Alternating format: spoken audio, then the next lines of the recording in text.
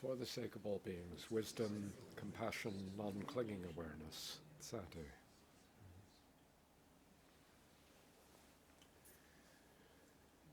So, are there any thoughts or observations or sharings?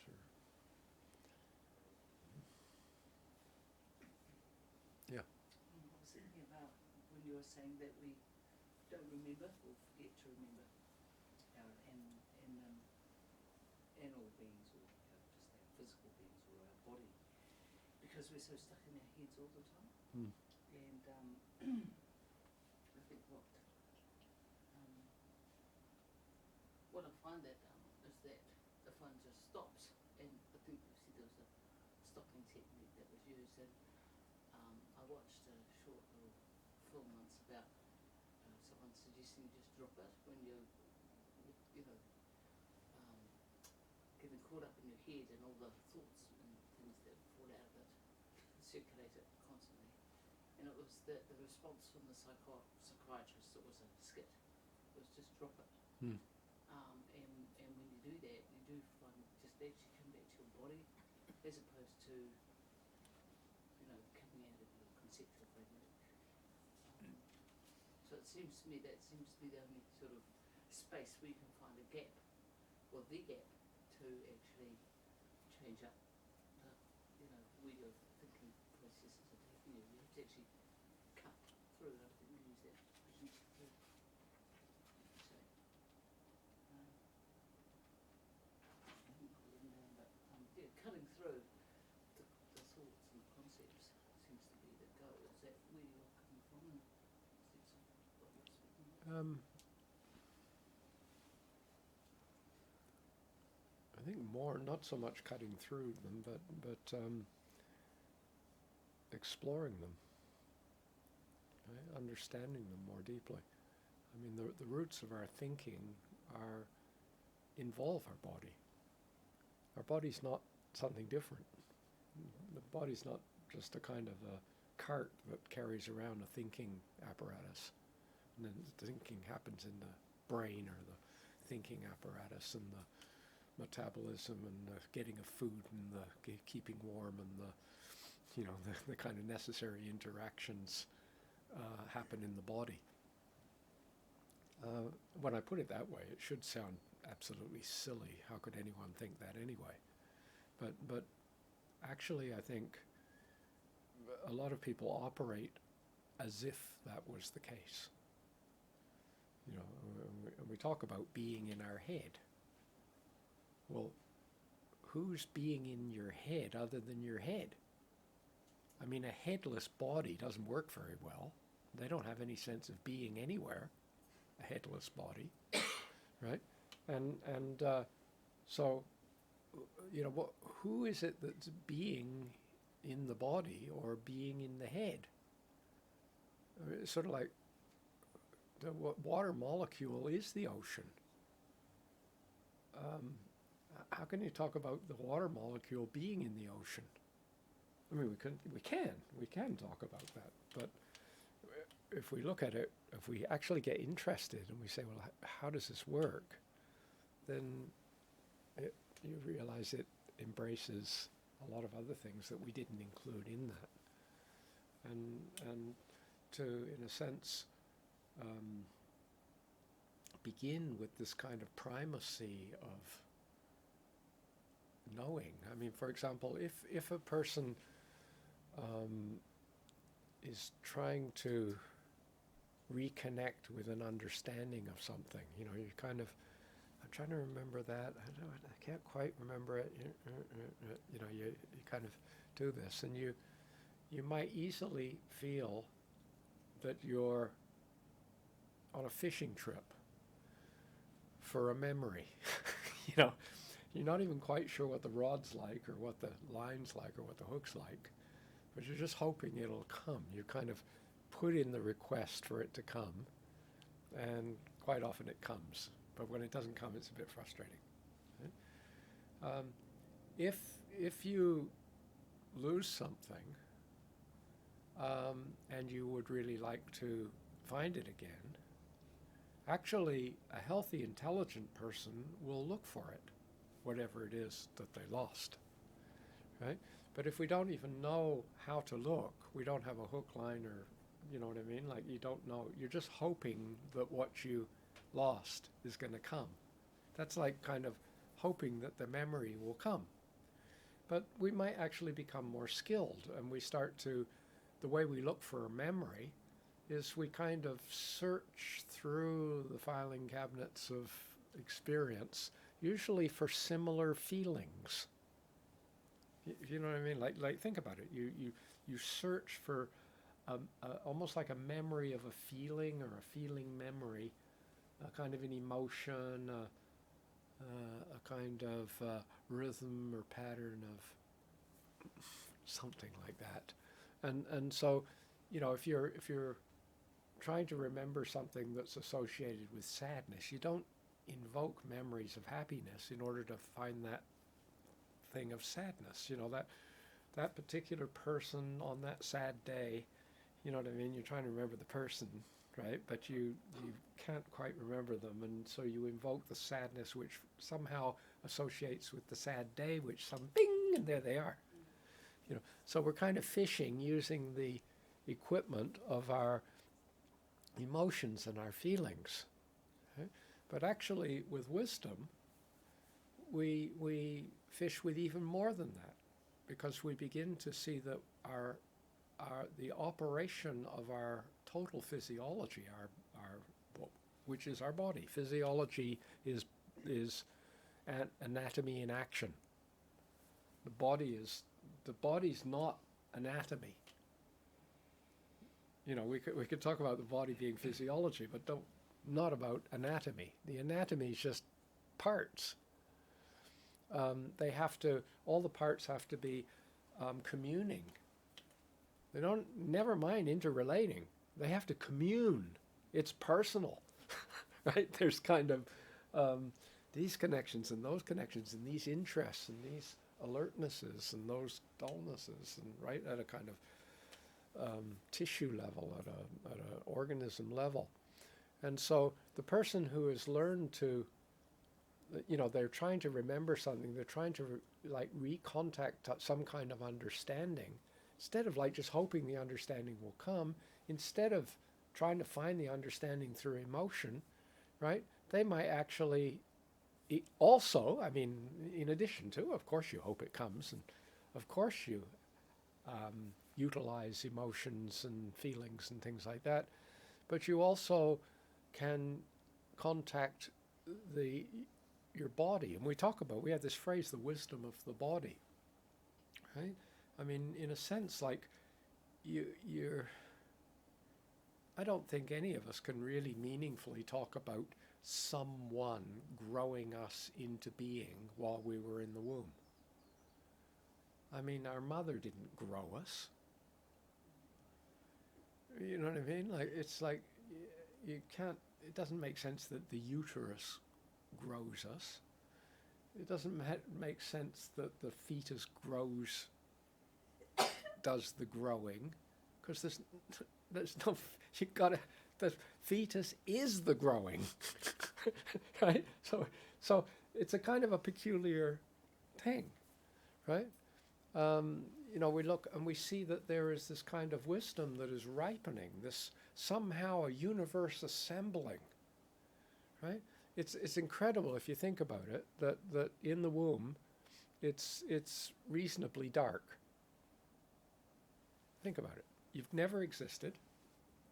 We all know that biology happens in the here and now. It doesn't have any forethought, no planning for a future. It's always just here and now, right? And in the here and now, a growing creature in a place of total absence of light grows eyes.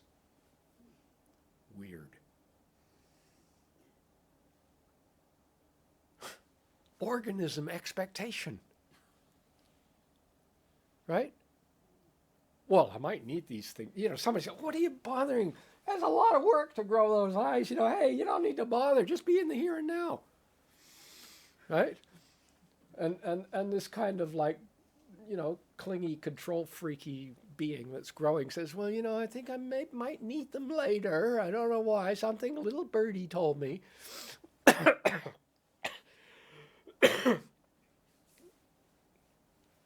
Eyes. Excuse me. Swallowed a little bit of spit.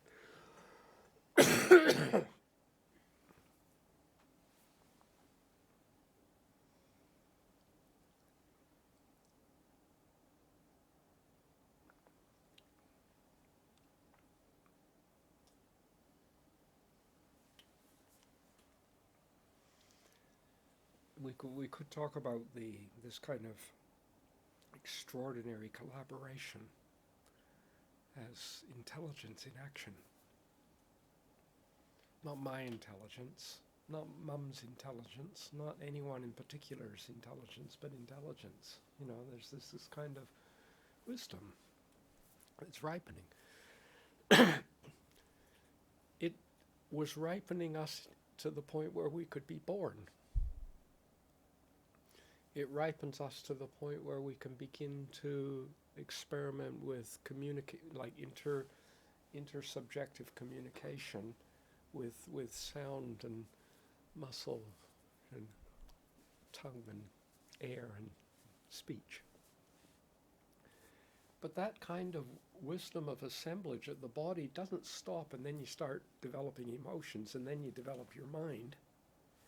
That wisdom of the body continues all the time, all along. It's non-stop. And then maybe we could talk about somewhere along it's almost like adds the wisdom of emotion, like the kind of the connectivity that emotion facilitates. Because you could think of emotion as facilitating certain kinds of connectivity. When I'm in the grip of anger or happiness or guilt or jealousy, right?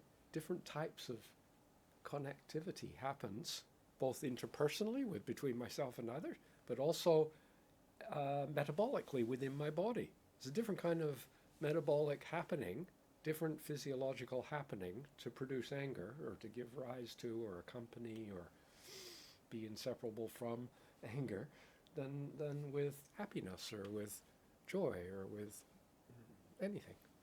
Right?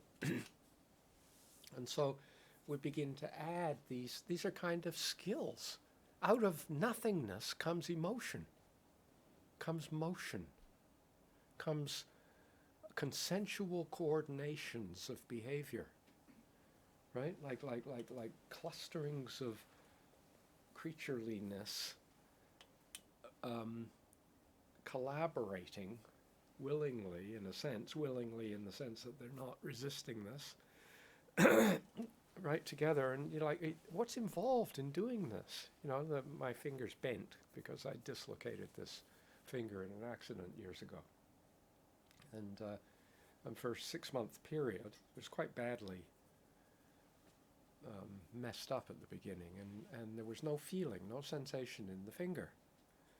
And it just was this thing. If I looked, I could see the finger.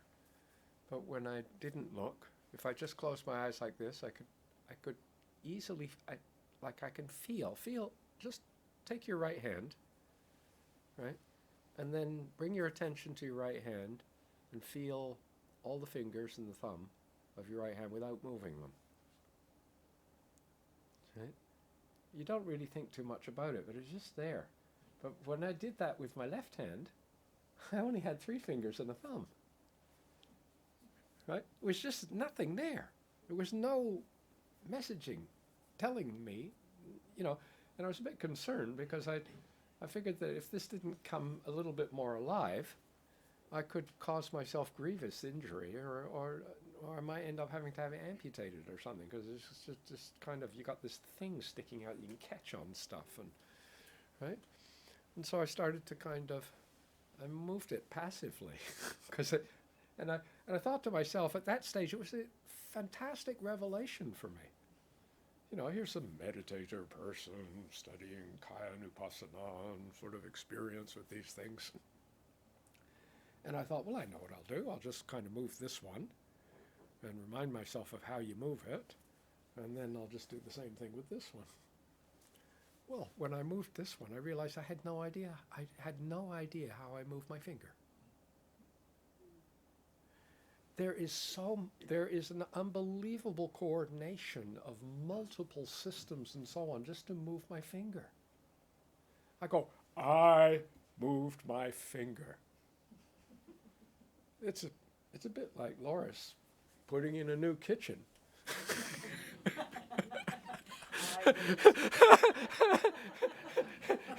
You know what I mean? It's sort of like, it's a conventional way of speaking, well, Mary and I have put in a new addition on our veranda, right? So that we've got some more shade for sitting out in the sun. And right now we're busy connecting up the water pipes to our garage, so we won't run out of water in the summer, right? But the actual truth of it is that Andy is doing the thing, right? And Andy's doing it. But the way we speak, it's sort of like you're speaking to someone else's, oh yes, we're putting in a veranda.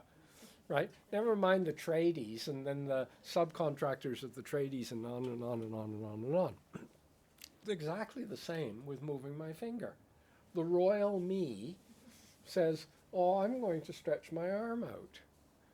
But that, in a sense, that is a participant because I get a little alarm when my arm stretches out and I don't have any sense of asking it to. Down. We could have some strange skit, with this. But if you actually look, it's like an extraordinary consensual coordinations of behavior at all sorts of different levels to do the simplest thing. And this allows us to go. It allows me. It's extraordinarily complex. Me doing what I'm doing right now. Okay? I mean, if you go to the dentist and you get anesthetic, and they put a little bit too much in or something like that, and the whole side of your tongue freezes.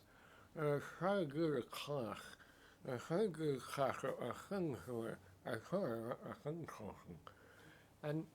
the ability to say hat and car and moose, right, is a staggering gymnastical feat of tongue muscle and larynx and breath control and so on. And you didn't just suddenly go, oh, car, tongue, moose, right? Blah, blah, blah, blah. And there was a growing into this, and it's almost like emerging out of these collaborations of behavior of the physical came a conversation, came a feeling. Right? It's like a kind of an emergent property, if you like, and a kind of an emerging quality of beingness, which is inseparable from this. But after a while, we focus on this, and we kind of lose touch with this. But we only lose touch with it. We're not out of it. People cannot be out of their bodies. Right? It's not possible. Right? However, conventionally, we use the phrase, and what we're referring to is when we say the person's out of their bodies or in their head or something, we really mean that they have a lesser appreciation of the collaborative dancing of physiology than they could have. That's what we mean, right? And so it's not a matter of kind of dropping something or cutting through something, but it's a matter of gathering all of myself into a well-functioning, coordinated whole. And it's not natural to spend the whole of my life just thinking of flap my tongue this way, do my lips that way, move my arms this way, do this. During the class, I don't even really give any thought to flapping my tongue this way or that way. I just talk. But the talking is it's got roots that go into this physiology, and that physiology was cultivated over a long period of trial and error and practice and experimentation. It didn't just turn on. Right? And so, in our work, in a sense, we're inviting ourselves to we begin to realize that some people are not even in contact with their feelings and their emotions. They're so into concepts. Right? They have a concept about the emotion, like the emotion they talk about in terms of it being a concept. And in this sense, we could say, conventionally speaking, a person's stuck in their head or lost in their head. And in our culture today, perhaps because complex conceptual things, like how on earth did phosphorus and carbon and potassium and hydrogen and all the various elements that make up the human body assemble themselves in such a way that an emergent thing came into the universe was, oh wow, shunyata. Right? I mean, shunyata. What in the hell's that? From the point of view of, just a bunch of little, the old-fashioned thing, marbles, with toothpicks, putting them together, and you get the molecular structures and so on. And how on earth do you get the concept of being inside something, or being outside something, or something on top of something, or something underneath something, or something? What about the idea of good as opposed to bad? How did such an amazing form come into the universe? And we name that type of form a conceptual form. Right? And so it may be that in the course of evolution, I mean, it's a kind of a wasted speculation or argument or debate or anything about what kind of intelligence and consciousness non-human animals have or don't have. But I think we could say, without getting kind of drawn into that, I think we could say that human beings are particularly good at conceptualizing. Right? I mean, that allows space for maybe other non-human creatures to have some kind of conceptualizing, but we're really good at it. And we're really good at linking dancings of tongue and vocal cord and breath and eardrum with concept. In other words, we can give names to our concepts, right? And then we can, I say the name, I say emptiness, right? And it invokes a different kind of quality for you than I say stuckness, right? A different thing.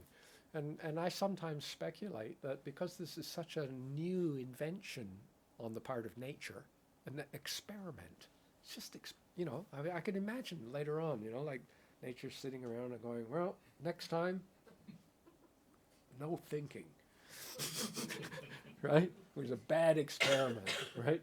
Whereas life was much more successful without thinking. But it's an experiment.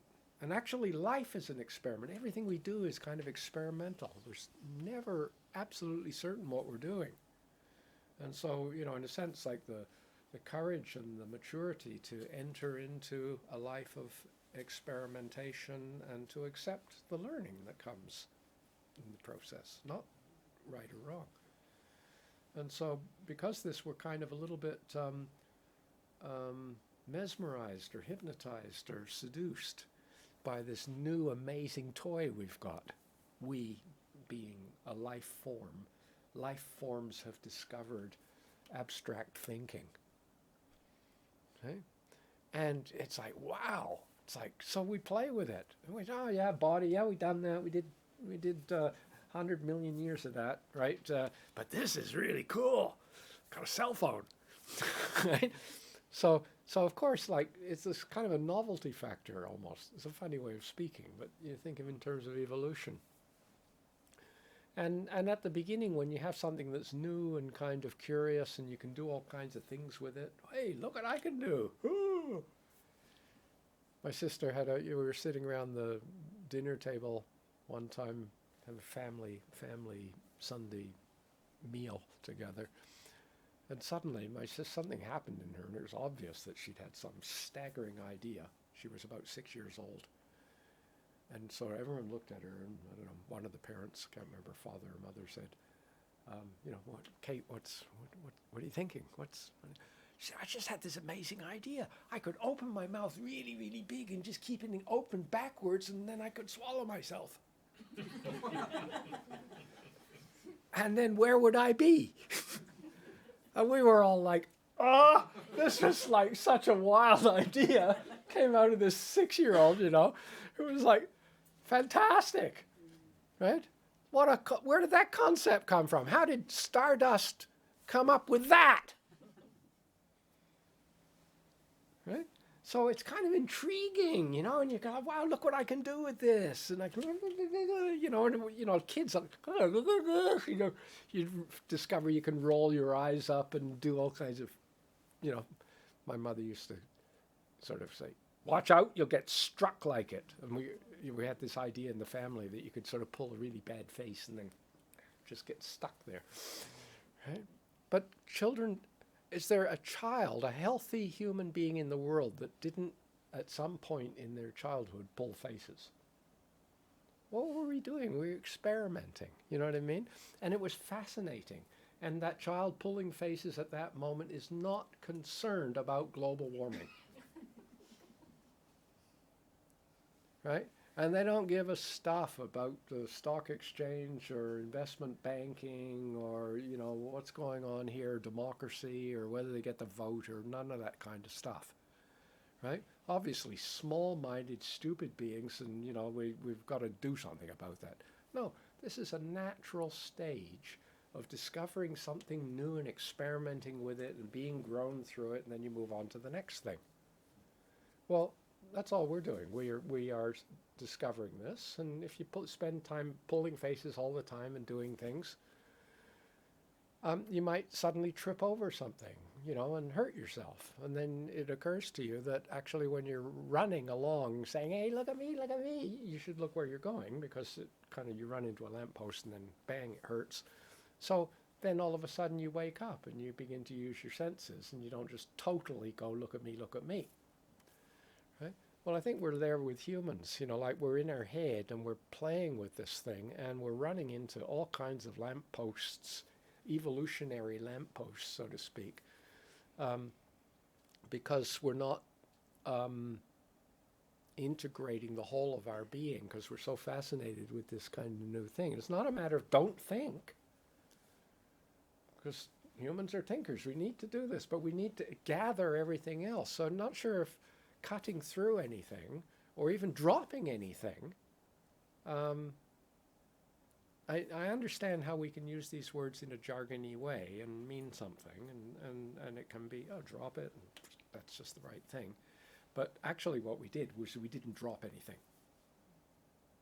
And I mean, there's the famous Zen story of the student who's bringing this precious gift to the Lama, and it's like a Ming vase or something, like it's worth millions of dollars and everything.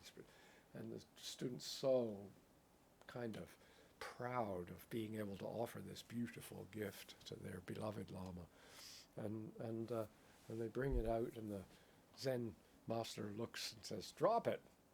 And so then the student, being, totally caught up in the idea of being the perfect student, and I'm so non-clinging and so on, and my Lama said, drop it, and they open their hands and smash, right? And the student's just sitting there like cow, just now really following, right, bravely where the Lama leads. And the Zen master said, drop it. Drop it, drop the dropping. We drop there's nothing to drop, right? There's a universe to embrace. There is there's a universe to love. I'm not sure what that's got to do with your observation. I see where you're going with that, but I guess what I was thinking of more so was in terms of afflictive emotions, when you're going down the wrong path, then you know it.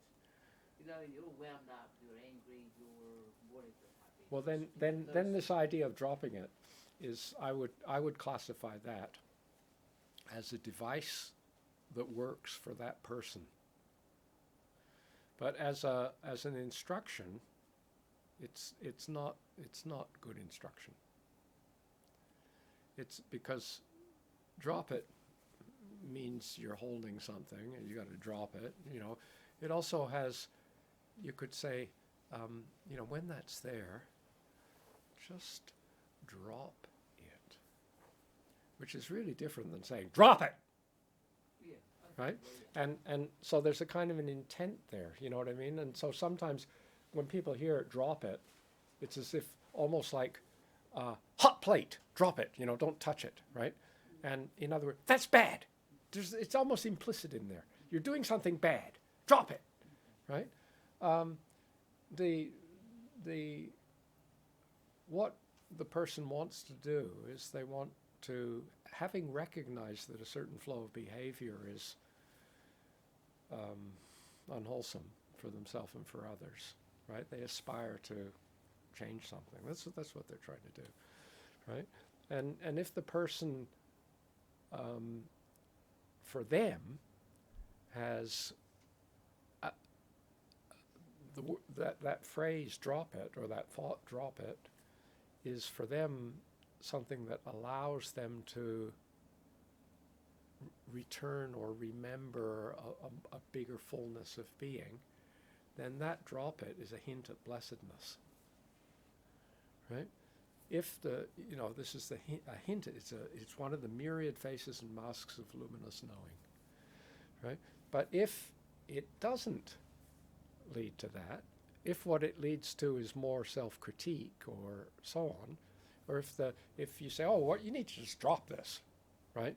But the person who's receiving this instruction is hearing drop it through the screens, and they maybe add to that a tone of voice that you don't intend, you know what I mean? Or then for them, it's not a hint of blessedness. It's actually a trap for more suffering.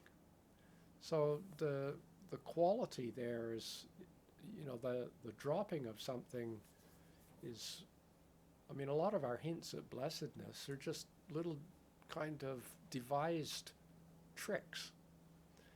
You know, imagine your Chenrezig, light streaming from your heart. You know, it's a kind of artificially contrived thing. You know, like put your attention on the soles of your feet, right? It's not natural to spend your whole life, every time you're getting some problem, to think about the soles of your feet. You know, pay attention to your breathing, or pause, count 3 times, and then punch them. You know, we have all kinds of things, you know, like when they work, they're skillful means to help us in this bigger task of cease to do evil, learn to do good, purify your mind, you know, so that in that sense of modifying our behavior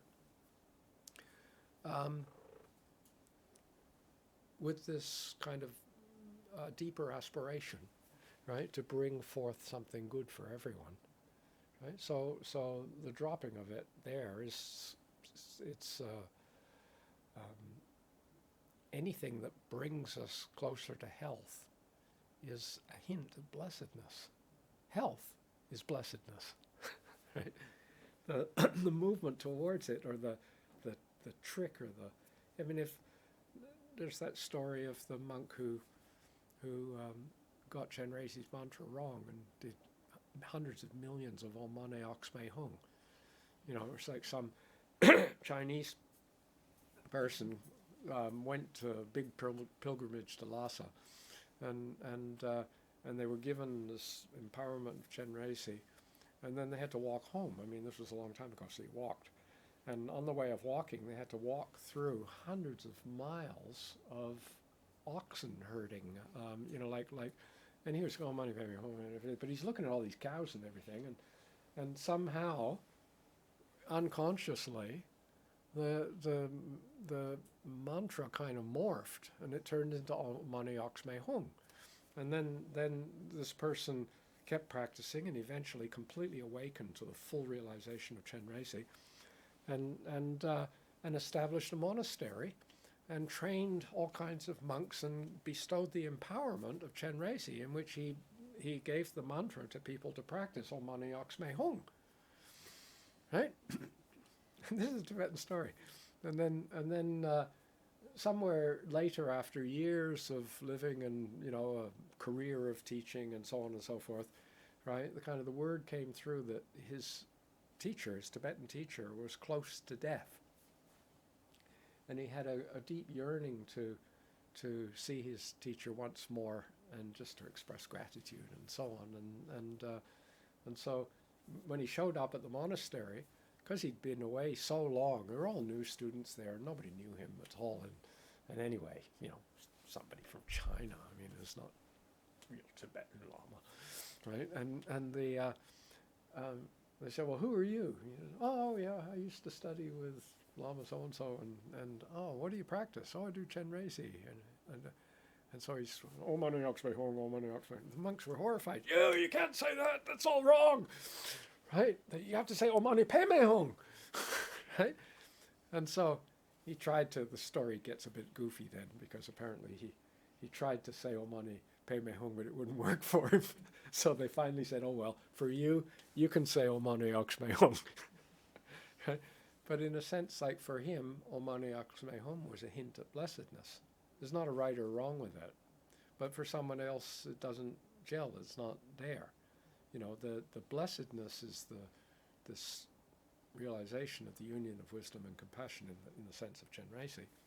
And the hint at it is the mantra or the visualization or the practice or the aspiration or the study of the Heart Sutra or the, whatever it is. These are many, many hints moving towards this full realization. And so, in the process of awakening, there's probably, maybe this is getting a little closer to what you're asking about, is that there is a recognition that gets stronger as we go along, just how I'm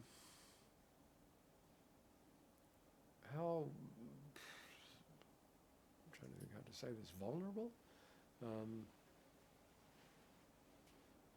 how readily, right, we get hooked into partial views and partialities and lose touch with a kind of vibrant living wholeness that we have tasted. We don't really know this until we've tasted it clearly. When you've tasted this really clearly, then you really clearly know when it's not there.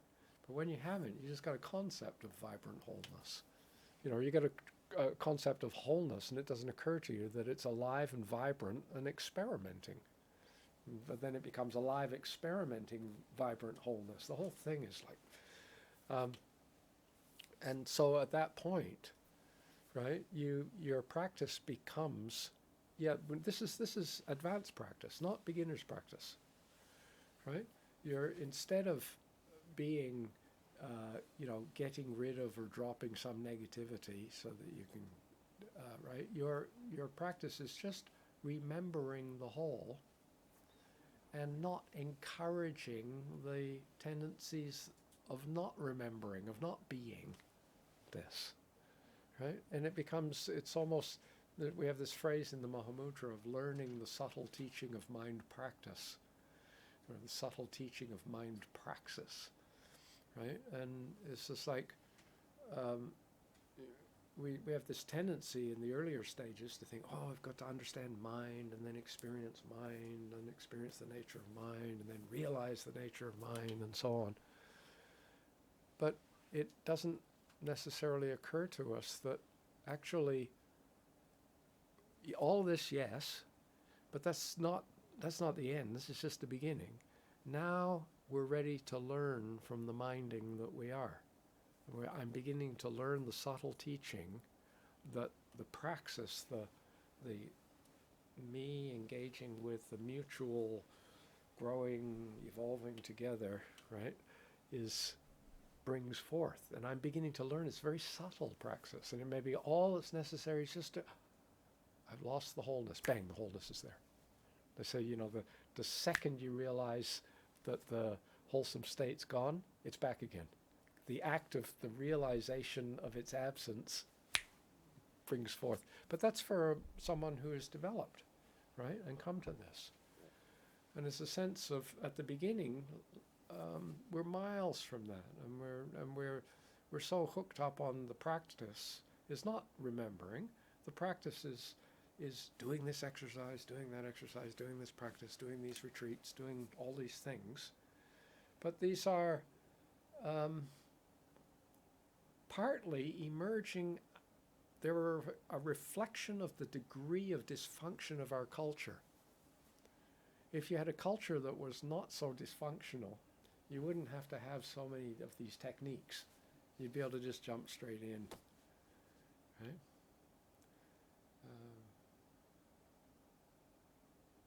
I'd like to return to this.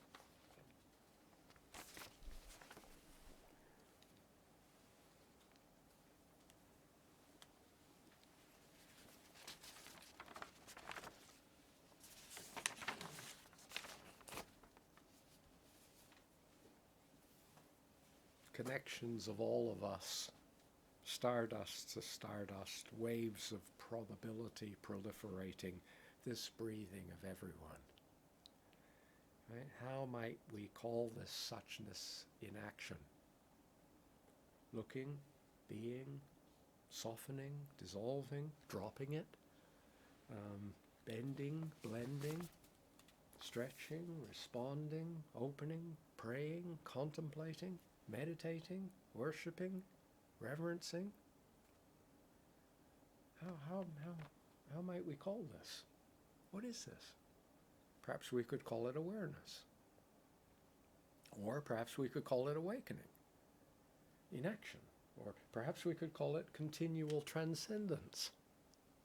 Because you're always going beyond, in a sense, so we're moving beyond. Or in a very simple way, just holing. WHOLE-ing, as if, wholeness as a verb, you're kind of holing. Or primordial healing. Or maybe something as simple as deepening understanding. Or do we need to call it anything? So we've got this. We come to this point where this is flowing, and then we find ourselves expanding into the gifting fullness, living collaborations of sensitive responsiveness at all the levels of our being, and something which it's a way of speaking which I've emphasized for a long time, but this is where really this is what I'm trying to talk about when I say translucentizing.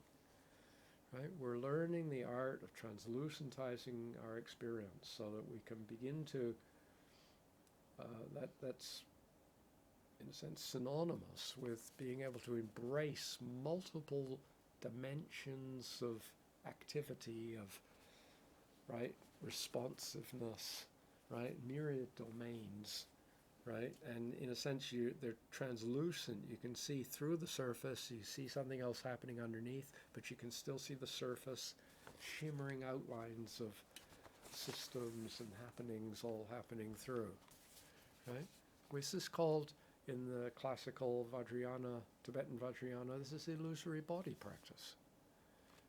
Sometimes they might call it impure illusory body practice because it involves just working with the arisings of your senses rather than perhaps working with an idealized construct like Buddha realms and so forth.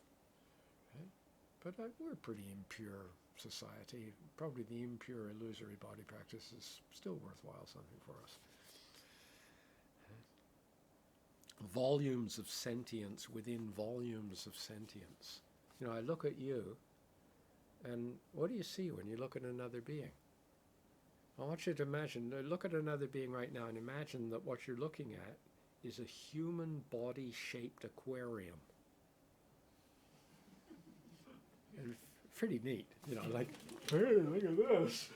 Right? There's little fishies swimming around in there, and jellyfish, and right, guppies and sharks, and right, all kinds of turtles, all kinds of things, right? And so you're a volume of sentience, and inside this volume, you are sentient, and you are a volume of sentiences. And then without losing the person that you're looking at, look into the volume of sentience and see, for example, a heart. And the heart looks like a sentient creature. It's amazingly in tune with the universe. It goes faster just at the time when oxygen is needed in the brain and in other places, and it slows down when it's less. It seems to be unbelievably aware of what's going on around and beyond the skin, right? And then you look in and you see the heart itself is a volume of sentience, right? Because it's made of individual muscles, which themselves are communities of cells, right? Which are and you're like translucentizing, okay? And eventually you get to a point where your capacity to hold the detail of this is reached, right? And it will always be reached long before you translucentize the universe, right? Because the universe is bigger than the number of brain cells in your brain.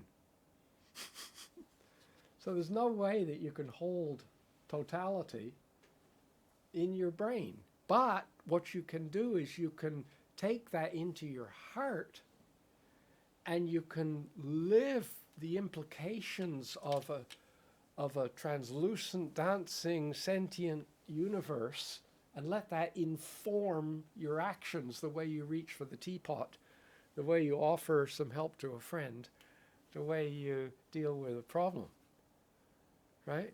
It's like coloring this. I don't know how to move my finger, but I can say move my finger. And so I can take that confidence knowledge. There's a difference between feeling I'm a kind of a defiled little piece of the universe struggling to enlightenment, and how I then engage with action and do things with people and creatures and so on, or when I have a confidence that we are all in this together, that we are volumes of sentience within volumes of sentience, and then I do the same action, but it's different. It's like doing the action imbued with loving kindness, or doing the action imbued with kind of fear and selfishness. Completely different, same action. Volumes of sentience within volumes of sentience, oceans of knowing in the tiniest drops. This is like hinting at, reverberating with the Hearn teachings of worlds within worlds, right? Of this kind of classic idea of the universe in a grain of sand. Creation creating, always fresh and anew. Spacious, open and unpin-downable, gratitude sparkling all over. And at this point, what can we do but surrender? Is there any doing beyond this? Oh yeah, and then you do 100,000 of this. It's kind of like, because what? It's just the whole universe is the doing. And what can we do but surrender, each one of us, all of us, new modes of languaging, celebrating this perennial growing, freshly wrought today, this beach, this sand, this salty ocean, cradled in radiance, gestating the universe, ever preparing. This continual gestating, right? Ever preparing in love. And we see. And in the classic teaching of following the Tibetan tradition, this is the stage of seeing. Halfway. It's the beginning of Mahamudra. Okay? Up until now we've had accumulating the talents to do this, integrating the talents of doing this, occasional kind of little glimpses, and now we're seeing, not seeing this, but I understand, I see, I really, boom. We are brothers and sisters. I see. Conceived and gestated and born and nurtured and matured by our mother. Her name is wholeness into being. And through our reaching bones and flesh, extending and retracting, drawn forward in wonder and transforming as we go, we learn our bodies.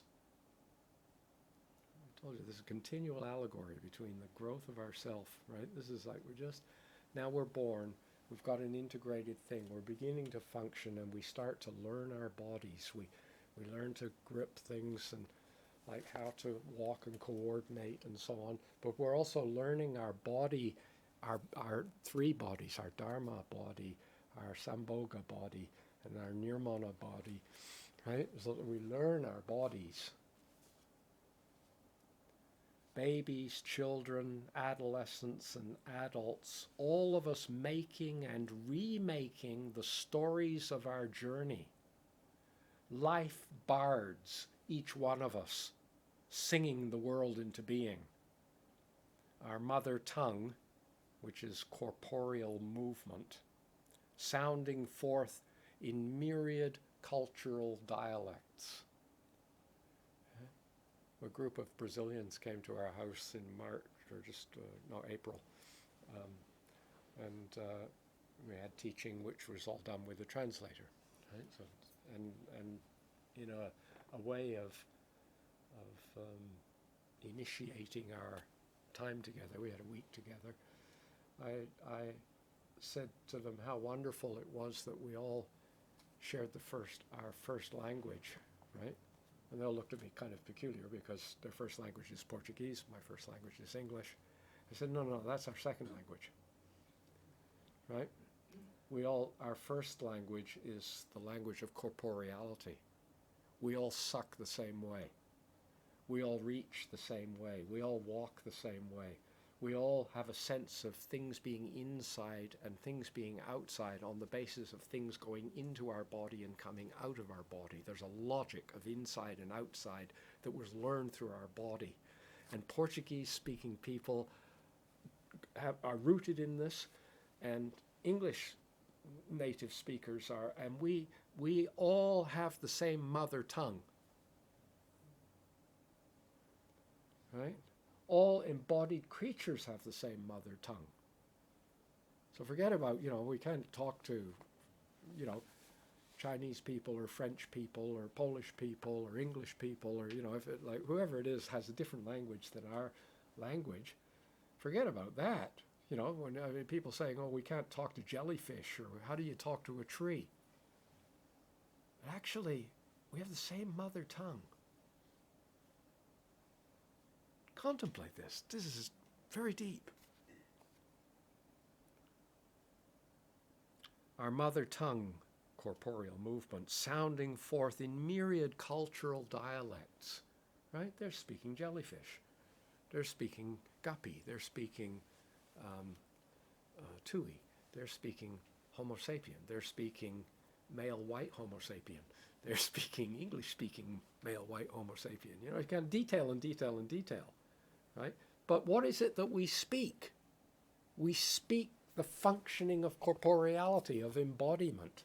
And don't forget, body is not material. Body is collection. A body of knowledge. Right? Let's talk about the Dharmakaya is the collection of all dharmas. The gathering, the integration, gather the whole thing. Right?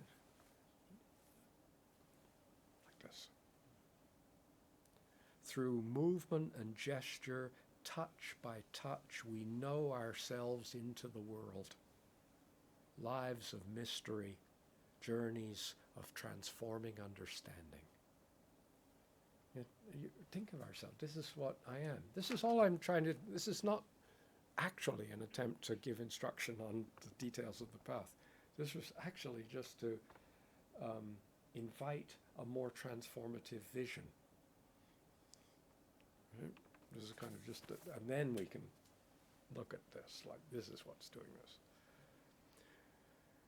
We are in this together. There's not a single creature that can do this on its own. Right? Together we are born. Together we learn. Together we thrive. Together we suffer. Together we grieve. Together we console. And together we die. By we, I mean every manner of us. Humans of myriad shapes, flavors, colors, and belief. We mammals, we reptiles, we birds, insects and fish, we trees and flowers, fungi and bacteria. Brothers and sisters all, we are in this together. And then sit on your cushion and do classical Anapanasati. We sit on the cushion and do classical Anapanasati. We do the 4 efforts. We do the mind training, the whatever kind of techniques, the hints at blessedness that we work with, right? But we do this rather than me do this. Different. Try it out. I mean, try it out when trying it out feels really juicy and meaningful. Whirling around a life-giving star, flowerings of sunlight, dancing in sunlight, knowings of sunlight, fabrics of radiance, bodies and minds woven from a common source. Sons and daughters all singing our stories, celebrating this living creation. This is what we're doing. Hey, look at me. I can buy Greenland.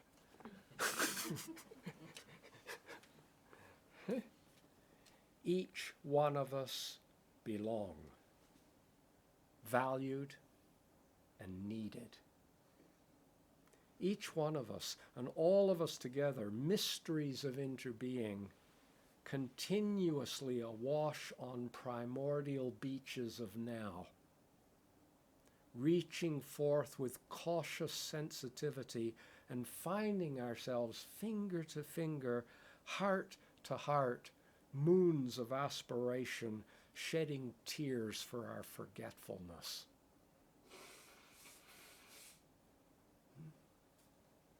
You remember our finger dancings that we've done here a number of times, right? And the sensitivity that's there, and that beautiful, simple experience that many people have when they're doing we're a little bit late today, but maybe some other occasion, if we haven't done it for you, we can do it again. But you stand in pairs, and you just touch very gently your finger together, and you completely go into the rhythms of your own breathing, and you allow the rhythms of your breathing to be a kind of rhythmic music that you begin to move to and experiment, and you keep the contact in the finger, but explore the possibilities of your own organism in relationship with another organism which is exploring its possibilities in relationship with you.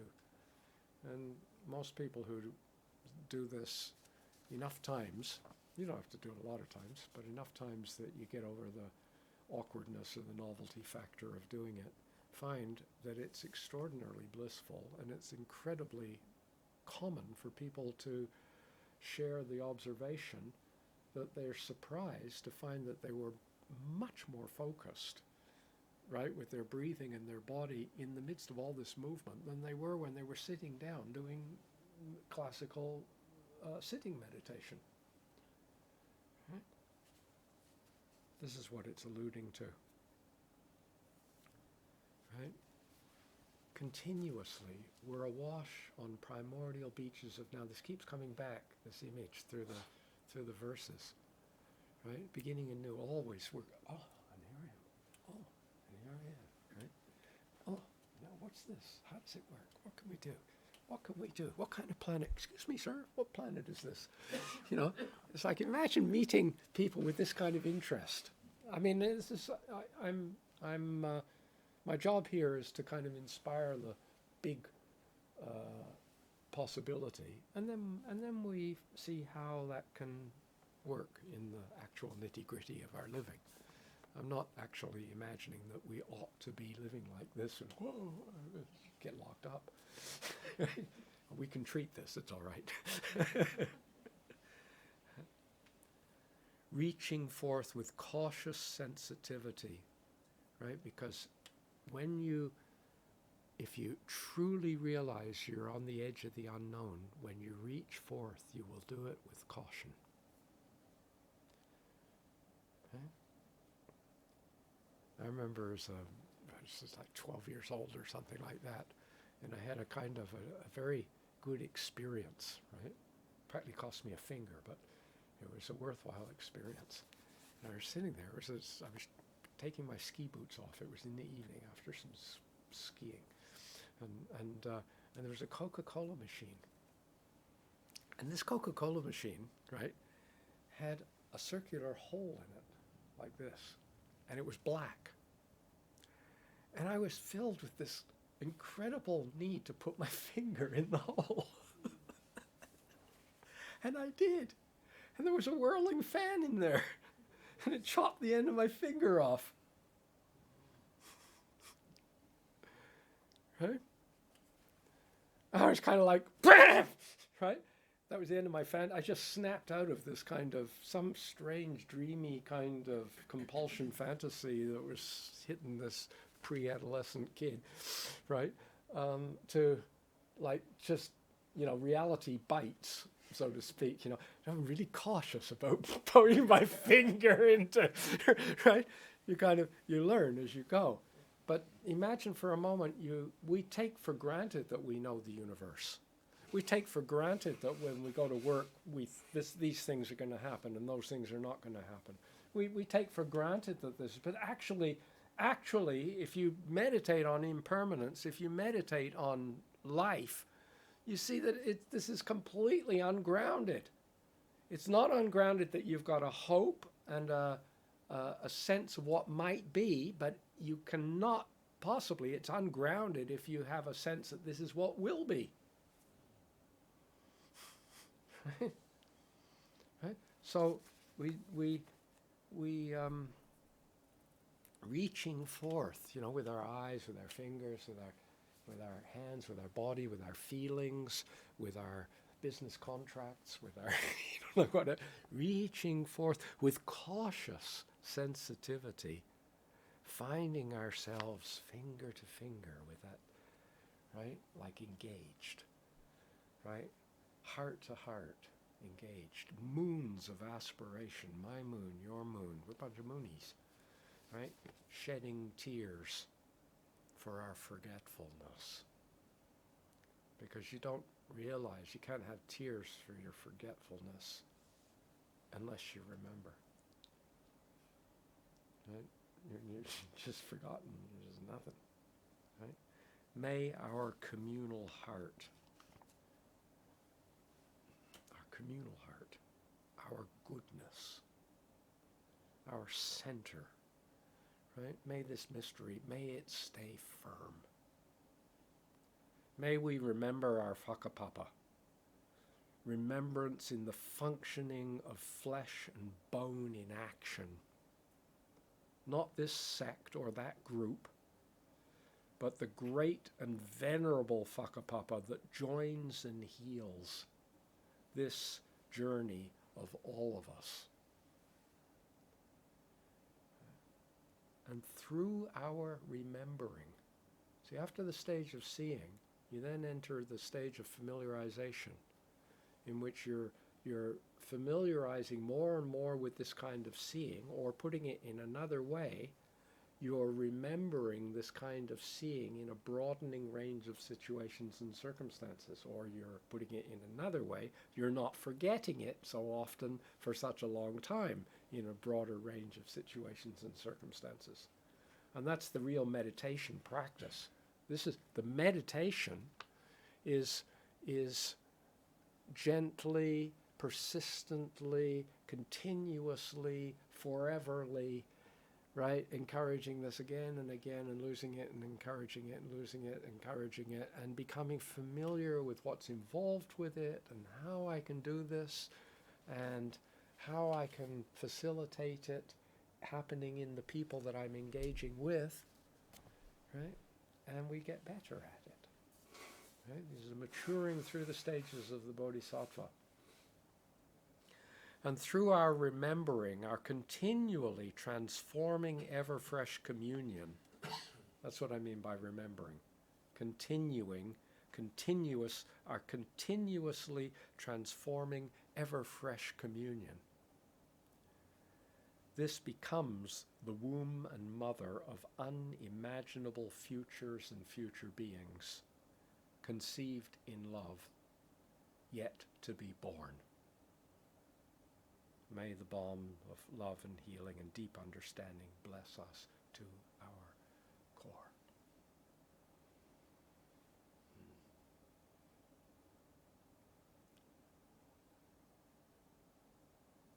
And these words are attempts to hint at what I referred to yesterday as a kind of a transformative vision of like what on earth's going on, like what's happening, what's our base, this is what's practicing Dharma. This is primordial Dharma. It's not what we were and now we're something else. It's what that becoming is what we were. It's what we are, and it's what we will contribute to being. Right? It's bigger than politics. It's bigger than the media. It's bigger than the Anthropocene era. Right? It's a doorway whereby some human beings have a sense of touching the ineffable, right? A kind of a mystery where the mystery that's taking place in the shrine room, in the gompa, in the monastery, they step out the door and they're still in the mystery. And the world becomes your hermitage. The world becomes your place of practice. Okay? And it may be that your kind of unique personal biases and preferences and so on likes to have shrines and monasteries and practice places, right? Or maybe, you're a kind of artist type, or you're a scientist type, or you're a business type, or you're this type or that type, right? But the yogi of the natural world, right? It doesn't matter. I engage with, I still engage with, I have engaged with, I still engage with Buddhist practices. It's not because Buddhist practices are important, it's because I like them. It's because this is my hint at blessedness. It's the way it worked. But it's not the blessedness. Okay? And when this began, it was about half the length that it is when I first wrote it. And I didn't know what was going to happen with it. It was just kind of gestating. And then this ghastly tragedy happened in Christchurch. And then somehow this, which had nothing to do with, tragedies in Christchurch when it was being written, but I suddenly realized that this tragedy in Christchurch and this vision the absence of this vision allows the tragedy in Christchurch. And so, I completed it, and that became what I posted as a kind of response to that. But it's more than that.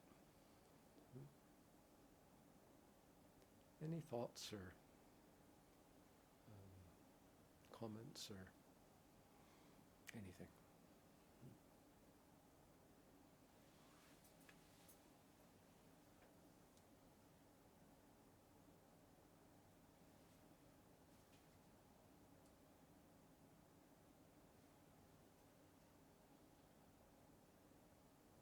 As I pointed out, introducing this whole thing a week ago or 2 weeks ago, whenever it was we began, that, this question of primordial dharma in a classical way is often taught in terms of sila, samadhi, and prajna, right?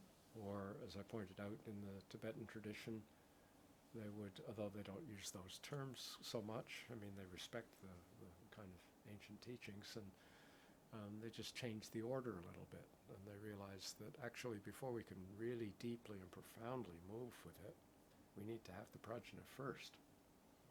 Doesn't mean that you've got it all, and there's no more wisdom to be ripened and so on. But so without using this word prajna and all the associations that people who have studied Buddhism would have with it, or even the word wisdom, right? And just talk about a transformative view. Right? This is a transformative view. And then we've got this question of, like primordial dharma explorations of meaningful living, right, in disruptive times. And so, first of all, that's what we're exploring. This is the living. And to disruptive times, it's just so obvious that there's a breakdown of community. There's a breakdown of communion and communication and so on and so forth, right? And the key area within Buddhism that's kind of very grittily addressing this is sila, right? Wholesome relating. And so, I'd like to, if this is the case, what I've been talking about this weekend, and if we're living in a world with all these kind of public challenges that we're facing, extinctions and climate changes and breakdown of social structures and so on and so forth, it's like happening in all kinds of domains, right? If these two things are true, how then should I comport myself? And that's the question I'd like to work with on Tuesday, Wednesday, and Thursday. And say, how do I, like, if I have a vision like this, like what would that imply? Like how could I practically live? Okay? So that's during the week, and then when we get to next week, we might actually get to meditation.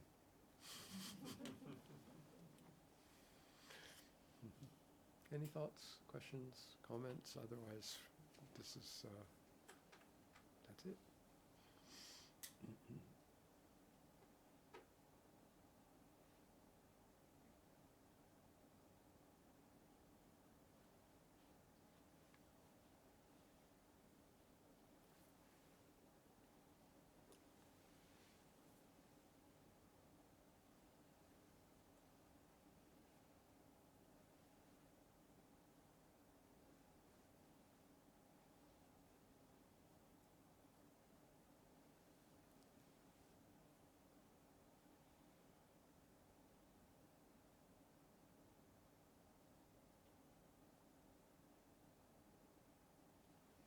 May the day be well, and the night be well, and the midday hours bring happiness too.